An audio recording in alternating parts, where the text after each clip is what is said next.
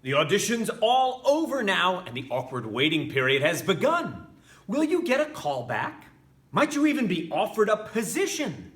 And as you wait to hear the results of your audition, some questions start to bubble up in your brain. Well, stop right there, my friend. Today, I've got 9 tips to help you regain a sense of balance after your audition.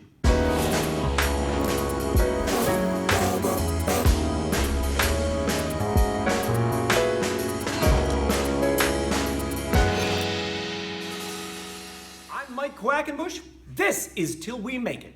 And if you are passionate about the craft of professional wrestling, if you are never done growing, learning, or evolving, then I think you're in the right place. Be part of our community, subscribe to the channel so you never miss a video. Today, I want to offer up to you 9 tips in all, 5 things to remember, and 4 questions you need to ask yourself so that you can regain a sense of equilibrium after the audition or tryout is over, but before you receive any word about the outcome. And of course, it's important to bear in mind, there are those auditions out there where you just never hear. So number 1 on my list, remember this. You may never know which hiring criteria is being weighted the heaviest by the panel of judges or coaches overseeing your tryout.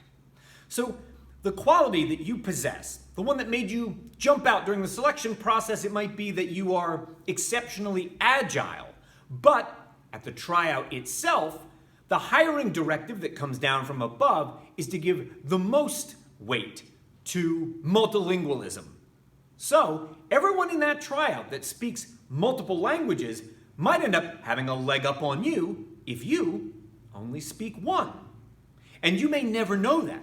Rarely is this sort of thing disclosed to the people trying out during the process itself. And even if the exact criteria they are weighting the heaviest should shift from the time that you were called to the time the actual tryout occurs, remember, it is not a reflection on your performance. Number 2, you may not know which role has been prioritized for hiring.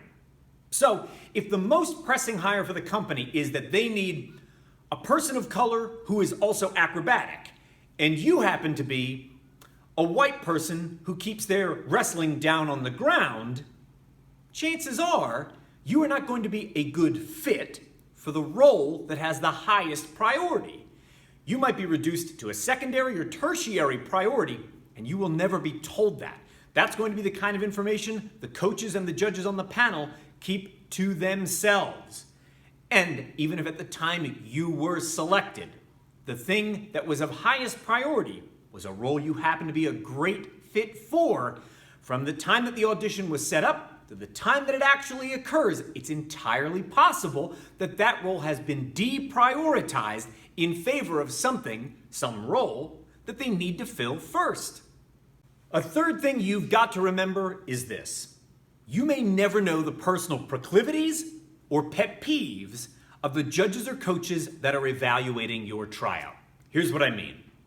If I was auditioning in front of a coach who had a proclivity toward very well-tanned wrestlers, well, considering I've never been well-tanned in my entire life, is it very likely that I'm going to be selected by that person to continue on through the hiring process?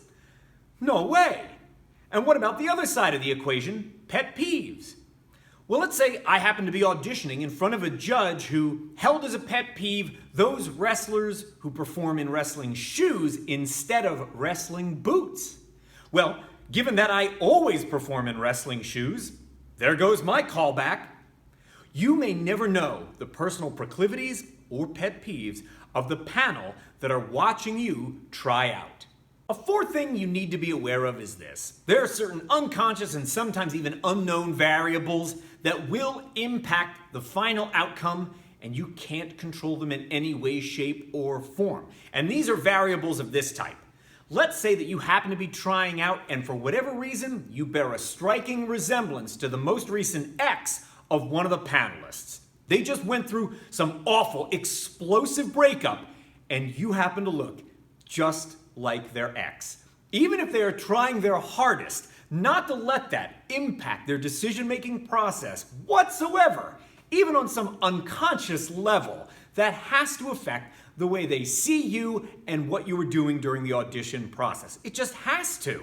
And that's the kind of variable you'll never know about, you can't exert any control over, and it must somehow impact the final result.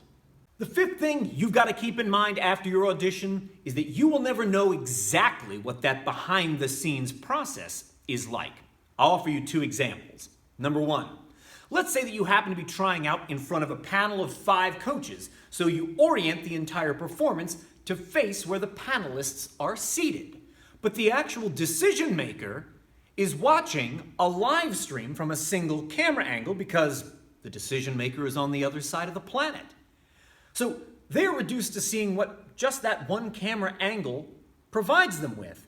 And you will have no way of knowing that you should redirect your audition toward that camera feed. Here's a different one.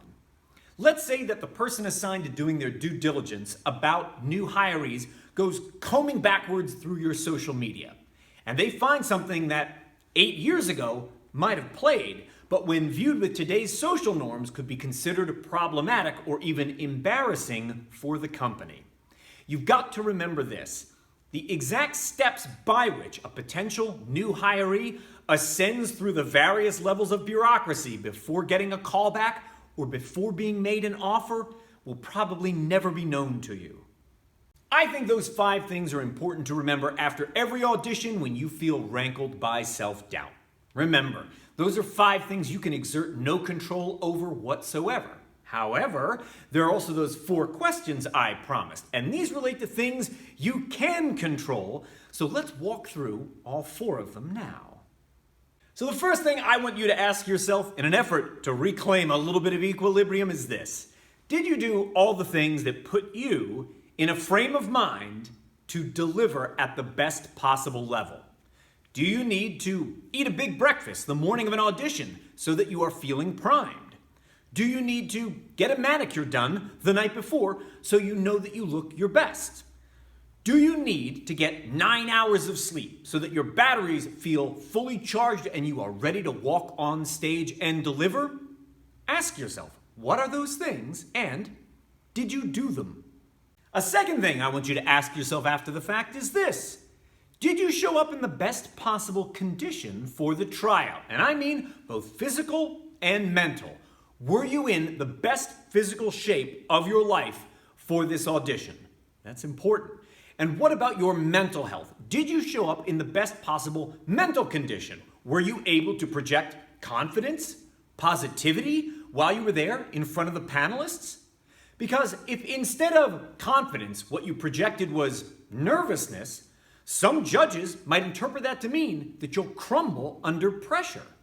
And if you were in that environment and instead of projecting a positive attitude, you projected a negative attitude, well, who wants to see someone with a sour attitude being added to the ensemble?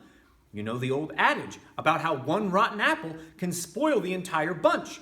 If they take pride in the culture around their team, they're not going to jeopardize that by making an offer to someone who seems to espouse a bad attitude. The third thing you gotta ask yourself after every audition is this. Did I actually do what was asked of me? If the company that you were trying out for asked you to bring with you a color promotional photo that shows your full body, but instead you walked in and handed them a black and white headshot and said, this is all I had, I hope this is okay.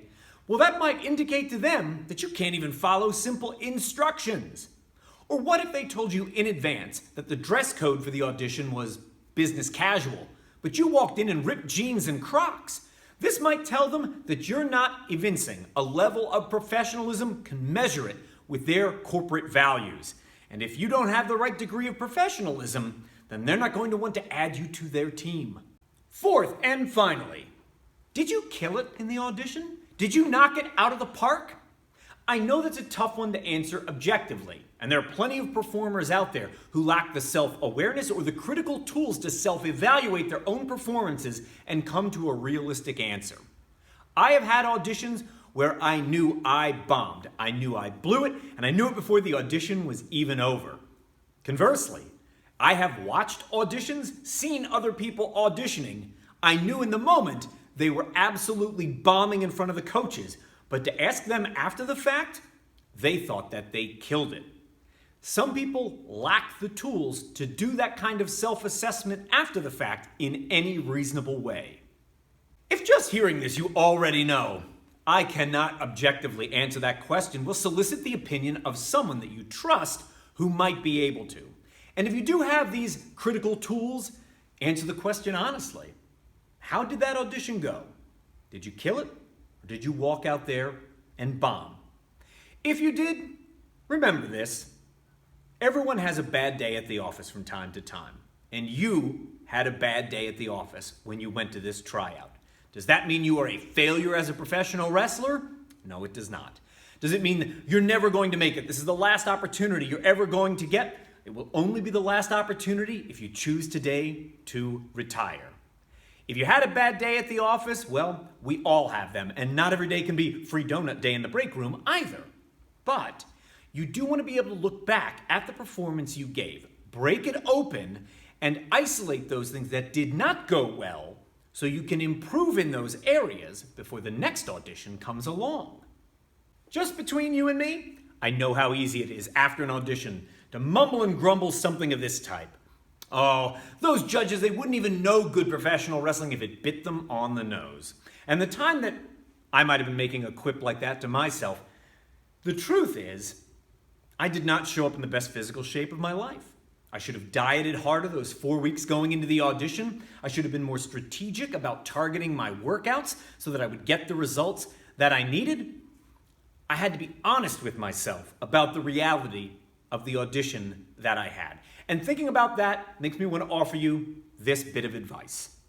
Resist the urge to defer away the blame for your shortcomings and put them on the panel, the process, or the organization you were auditioning for. If you went out there and you killed it, well, think about the strengths that you presented and continue to feature and showcase them whenever another opportunity of this type comes along. But also, focus in on your weak points and see them as areas for improvement before the next audition arrives. Especially if there's a chance you might try out again for the very same organization. That way, they can see your dedication to improvement. Sometimes we get the call, sometimes we even get the offer, but a lot of the times we get neither. And if you don't get called back, if they don't extend an offer to you, see that as a challenge to keep improving. It is not the end of your journey, but it is an important marker along the way. It's a snapshot of where you were at that exact time on that exact day. And unless you are done improving in that moment, you still have room to grow.